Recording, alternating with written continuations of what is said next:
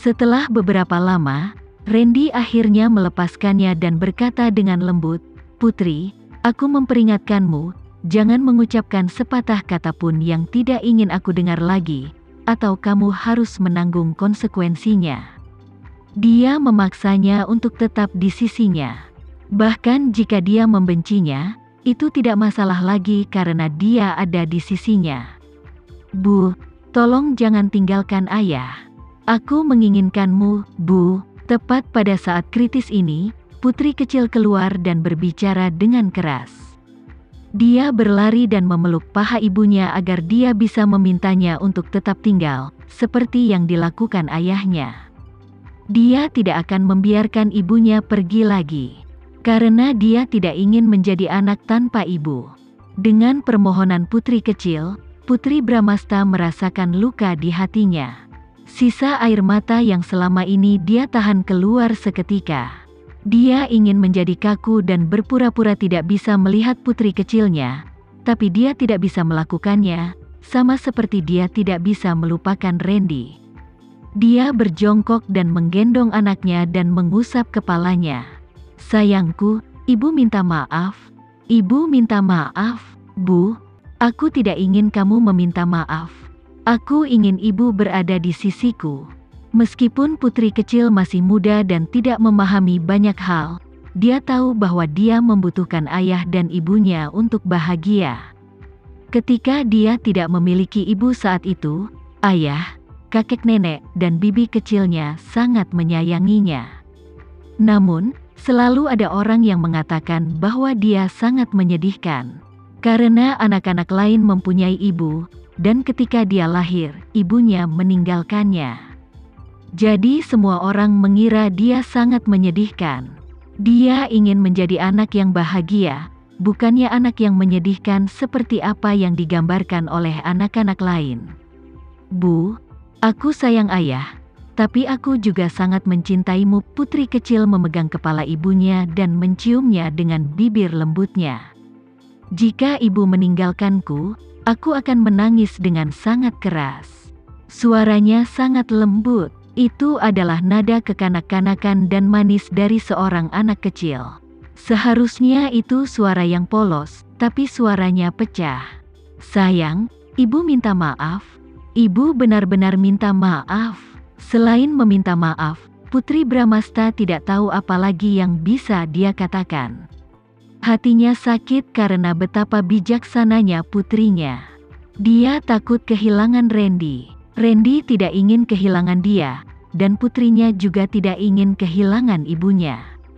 Dia masih menggendong bayi yang dikandungnya bersama Randy.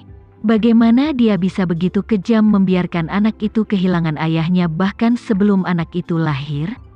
Ketika anak itu lahir di masa depan, bagaimana dia menjelaskannya kepada anak itu? Bagaimana dia bisa berani memberitahu anaknya bahwa ibunya telah menceraikan ayahnya, sehingga anak tersebut tidak dapat melihat ayahnya? Bagaimana jika anak itu bertanya mengapa dia meninggalkan ayahnya? Lalu bagaimana dia harus menjawabnya? Apakah dia ingin memberitahu anak itu bahwa dia meninggalkan ayahnya karena takut kehilangan ayahnya? Jawaban yang kontradiktif, tapi itu benar. Karena dia terlalu takut kehilangan Randy, maka dia meminta cerai dengan sangat menyakitkan. Perceraian adalah cara lain untuk kehilangan Randy, namun kehilangan seperti ini berbeda dari yang lainnya.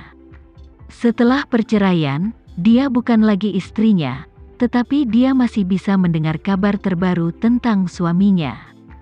Dia akan tahu apakah dia aman dan baik-baik saja. Jika dia bisa menonton dia dari jauh, itu sudah lebih dari cukup. "Putri, apakah kamu mengerti sekarang?" Untuk terakhir kalinya, Randy memberinya kesempatan untuk memikirkannya dan ingin dia menentukan pilihannya sendiri. Dia masih takut. Apa yang harus kulakukan? Memikirkan kehilangan dia selamanya jika dia kembali ke sisinya. Memikirkannya seperti ini saja sudah membuatnya sangat patah hati hingga dia tidak bisa bernapas. Dia tidak berani kembali. Jika Putri Bramasta tidak menjawab, berarti dia masih belum yakin. putri kecil ayahnya dengan suara rendah dan dalam. "Ayah." Putri kecil mengangkat kepala mungilnya dan menatap ayahnya. Mata besarnya dipenuhi kekhawatiran. Dia sangat khawatir ayahnya akan marah lagi dan membuat ibunya menangis. "Bawa ibu ke ruang kerja." Karena dia ingin bekerja, maka dia akan membiarkannya bekerja. Tapi dia hanya bisa bekerja di sisinya. Dia tidak bisa meninggalkan pandangannya lagi. "Oke." Putri kecil meraih tangan Putri Bramasta dan membawanya ke ruang kerja. Selama ibunya tidak meninggalkan ayahnya, selama ayahnya tidak membentak ibunya, selama ayah dan ibunya bisa kembali seperti semula. Saat dia memikirkan bagaimana orang tuanya akan baik-baik saja lagi, putri kecil melompat kegirangan. Namun, ada hal lain di hati Putri Bramasta. Jika simpul di hatinya tidak dilepas, Putri Bramasta tidak akan bisa hidup damai bersama Randy. "Randy, pergilah ke ruang kerja dan pikirkan baik-baik. Jika kamu tidak bisa memahaminya, maka kamu tidak diperbolehkan meninggalkan pintu ini." Randy yang dominan dan overpowering merasa seperti seorang tiran. Dia memiliki keputusan akhir dalam segala hal, dan tidak ada yang bisa membantahnya. Oleh karena itu, dengan nada seperti itu, Putri Bramasta tetap berada di sisi Randy. Dia memberinya perintah kematian dan menyuruhnya untuk memikirkannya baik-baik. Jika dia tidak bisa mengambil keputusan, dia tidak akan diizinkan meninggalkan ruang kerja. Putri Bramasta duduk di depan komputer Randy dan tanpa sengaja menyentuh mouse yang ada di mejanya. Komputer dihidupkan, dan fotonya muncul di layar. Dalam foto tersebut, ia mengenakan kaos putih yang dipadukan dengan jeans denim. Dia juga mengenakan hoodie putih bersulam beruang. Rambut hitam panjangnya dengan santai diikat menjadi ekor kuda. Putri Bramasta secara tidak sadar tertarik pada dirinya sendiri saat dia menatap gambar itu. Putri Bramasta di foto itu memiliki senyum cerah penuh kehidupan. Dia tampak sangat percaya diri. Jika dia ingat dengan baik, dia baru saja menikah dengan Randy saat itu. Dia juga baru saja menjabat sebagai presidir di Innovative Tech. Sebagai perusahaan mendapatkan kesepakatan yang sukses, perusahaan melakukan perjalanan ke villa. Makanya, Putri Bramasta berdandan santai seperti yang tergambar di foto. Setelah bertahun-tahun, dia masih mengingat saat itu dengan sangat jelas karena apa yang terjadi saat itu terlalu berkesan. Itu sangat indah sehingga dia tidak akan pernah melupakannya, jadi dia menyimpan kenangan itu dalam hati. Sebab semua kenangan indah itu dibagikan bersama Randy. Dia masih ingat bahwa Randy mengatakan kepadanya bahwa dia akan selalu menjadikannya sebagai pendukung terkuatnya. Dia juga mengatakan padanya bahwa dia tidak peduli dengan masa lalunya, karena dia hanya memikirkan masa depannya. Setiap detail perjalanan itu terpatri begitu dalam di hatinya, sehingga dia bisa segera mengingatnya. Namun, dia tidak ingat Randy mengambil fotonya hari itu. Namun ketika dia melihat foto itu lagi, dia melihat bunga mawar berwarna-warni di latar belakang. Dia kemudian samar-samar mengingat cerita di balik foto ini. Setelah bertahun-tahun, Randy masih menyimpan fotonya dan menggunakannya sebagai wallpaper. Hati Putri Bramasta kembali bergetar. Dia emosional, khawatir, dan takut pada saat bersamaan. Dia mengklik mouse, dan melihat kotak dialog muncul meminta kata sandi login. Putri Bramasta mencoba memasukkan tanggal ulang tahun Randy. Kata sandinya salah. Putri Bramasta kemudian memasukkan hari ulang tahun putri kecil, dan menerima pesan lain yang mengatakan bahwa itu salah.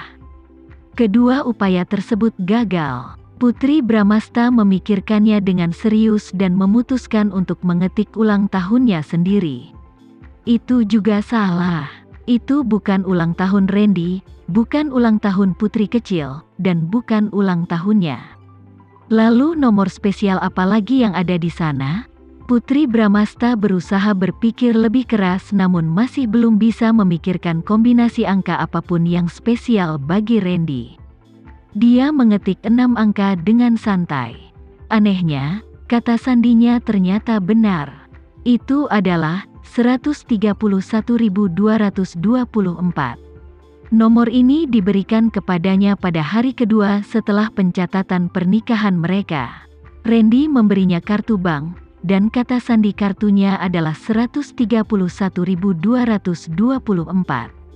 Putri Bramasta akhirnya ingat, 131.224 adalah tanggal 24 Desember.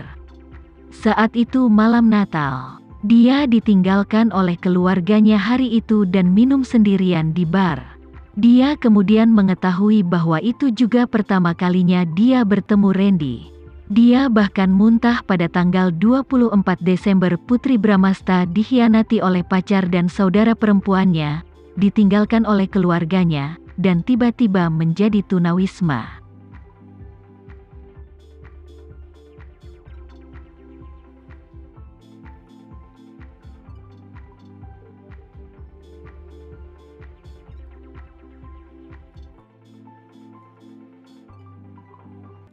Sekian dulu ya video kali ini, kita lanjutkan lagi videonya di lain waktu.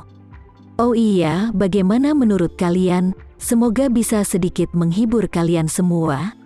Untuk teman-teman yang baru nonton jangan lupa subscribe ya hehehe. Dan kalau teman-teman ada yang ingin gabung langganan bisa langsung gabung saja untuk dapat fitur yang menarik dan sedikit membantu Mimin. Terima kasih banyak sudah menonton, sampai jumpa lagi, bye.